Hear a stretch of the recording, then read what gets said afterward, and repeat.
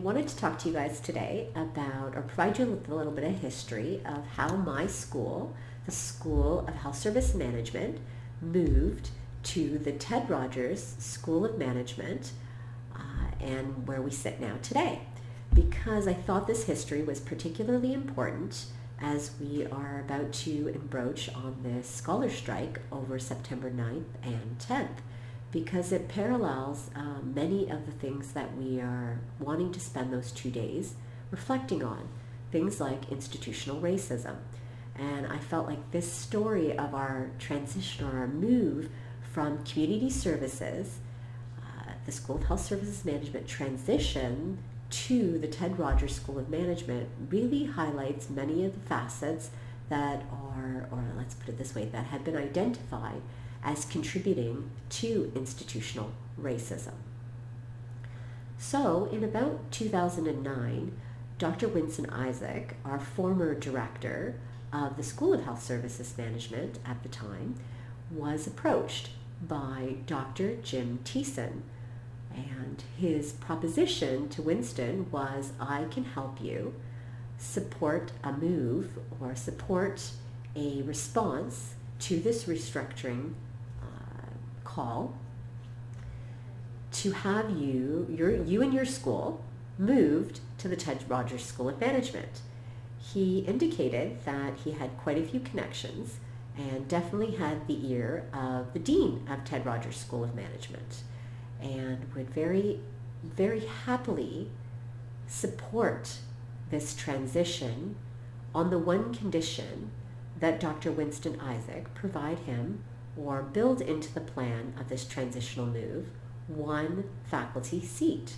At the time, we did not have any full-time faculty other than the director within our School of Health Services Management. So it was going to be a bit of a feat. We were going to jump our resources by 50%, going from 1 to 2. And Winston was more than happy to do this, and Jim was very, very confident that this would not be a problem. But he wanted the guaranteed assurance that if he was going to support this move of the School of Health Services Management to the Ted Rogers School of Management, that he would garner a seat in the school when the transition occurred, and the only faculty seat at the time.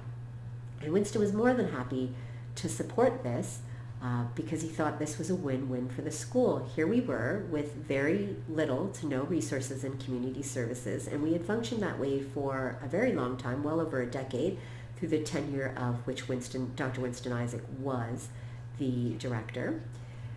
And he thought, you know what, we're going to move. Jim had said that getting access to resources would not be a problem. A transition like this would be only beneficial. He guaranteed that within a few years we'd have several faculty appointments or tenure track opportunities available to us, that he understood how the university operated, and he very much would assist with these things when we moved over to Ted Rogers.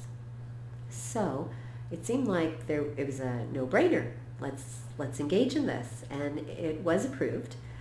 So I think we submitted in the fall of 2009, and I think in about 2011 we heard that the only large change that was going to occur from the standpoint of having one school transition from one faculty to another was ours. Surprising, shockingly, we were the only school that was able to move, or wanted to, I guess, indicated a desire to move.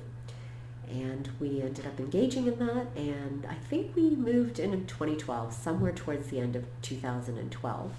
Well, very quickly, once we moved, Dr. Winston Isaac's term actually ended prematurely, or let's put it this way.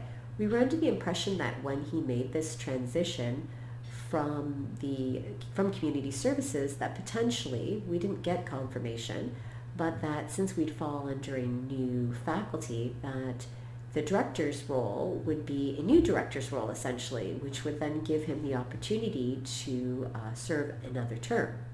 Because at that point, the collective agreements indicated that directors could serve up to 2 terms, and each term represented about 5 years. So this transition, we felt or thought, would sort of garner a brand new position because it's in a brand new school. So we very quickly came to realize that that was not the case, And Dr. Winston Isaac, very shortly after our official physical move to the Ted Rogers School of Management, ended up losing or leaving his seat as the director, which very quickly got replaced by Dr. Jim Thiessen. And so what seemed like it was a good move for Dr. Winston Isaac, who I might add is a black man, turned out very quickly not to be a great move from the standpoint of supporting his well-being, but it was a great move for the school.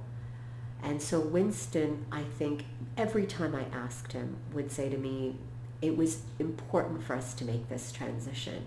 It was important that the school get the resources that it needs. It was important because the school, in terms of what product it offered, was essential. And so he was still happy despite his own individual loss that came out of it, because he then went on sabbatical, and then very shortly after that he ended his term under the impression by Dr. Jim Thiessen that he could continue in the capacity of being a supervisor in one of our key courses, which is our capstone practicum course. Winston was over the moon because really and truly what's important to Winston was that he supervised the students in our practicum course. So he's very happy to know that he was going to continue to be loaded to do the practicum in years to come. And Jim was very open about the fact that you enjoy this, you're good at it obviously, so I'll continue to allow you to do this. Well, I believe Winston and I worked together, and I think Winston actually worked with Jim at one point overseeing the practicum as well, but Winston got to keep doing practicum for a couple of years. And that was, like I said, it was his pride and joy. So he continued to tell me that he got a lot of pleasure because he used to say, well, Priya, though I've lost a lot, I have gained a considerable amount for the school, and that is always what's most important.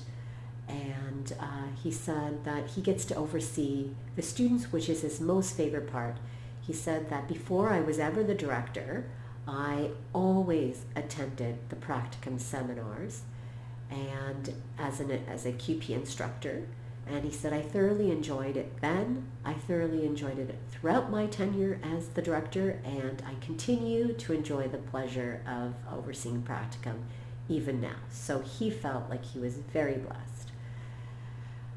I'd say about a year and a half after he had been doing practicum, Jim very bluntly and quickly, and I do recall Winston letting me know that he was very curt, indicated he could no longer allow Winston to supervise or oversee the practicum. And he did say he invited him to continue to come to third presentations, which are always open to every faculty member, and actually just open to the public. And he said that he could continue to attend, of course, but unfortunately he had to start to load up junior faculty to doing the job of the practicum, which again came very suddenly and we weren't aware, and Winston was extremely disappointed. And of course I was extremely disappointed for him because he did such an excellent job, and what he gave to those students, there really isn't anybody else that has or will, or at this point, provided that kind of management leadership to, or transferred that management leadership knowledge in the way that Winston did.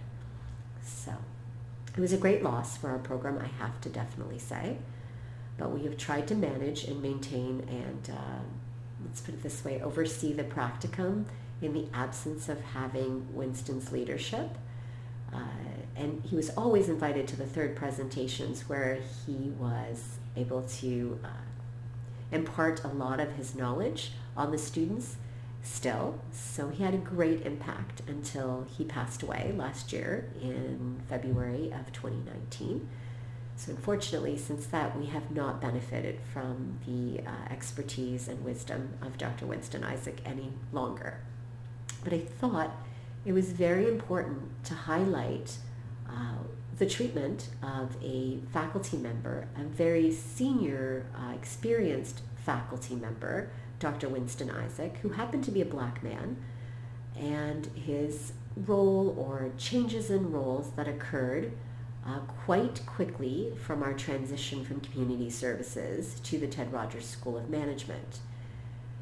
And while very upsetting, this is kind of the situation of the world. We see a lot of black individuals suffering at the hands of white individuals.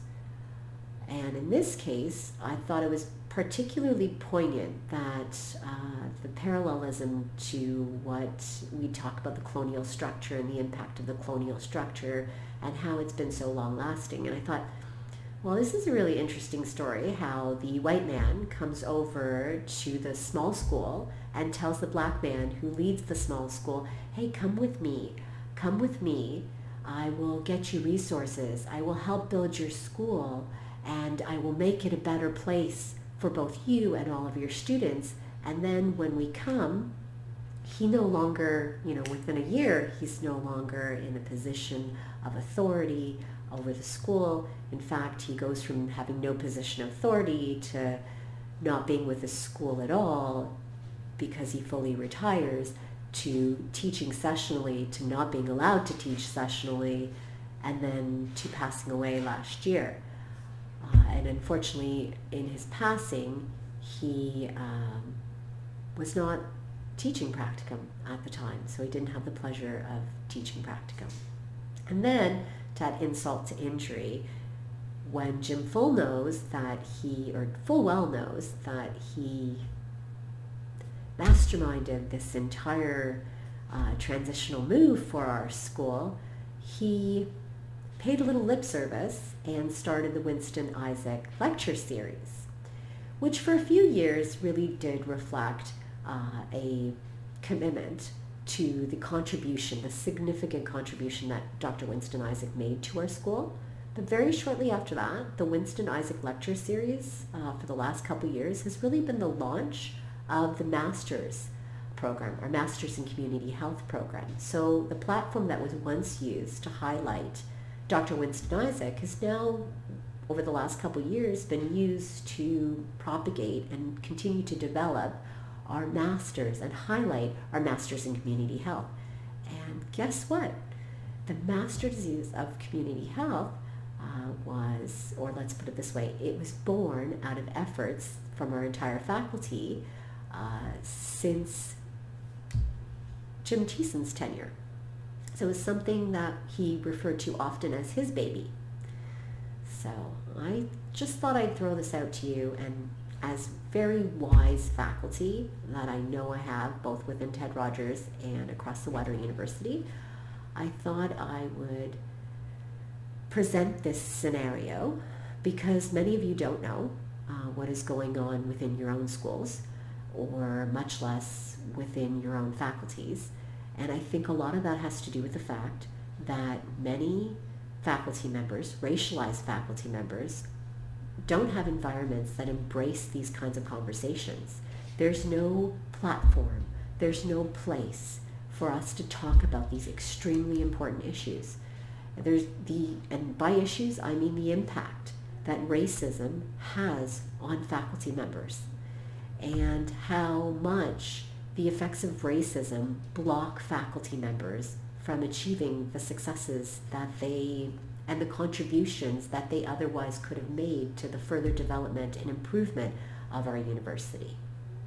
So I thank you so much for listening, and I'm going to hopefully drop a couple more videos before we all engage in this scholar strike on September 9th and 10th, where our university thankfully is encouraging faculty members to reflect on the current times and the impact of racism.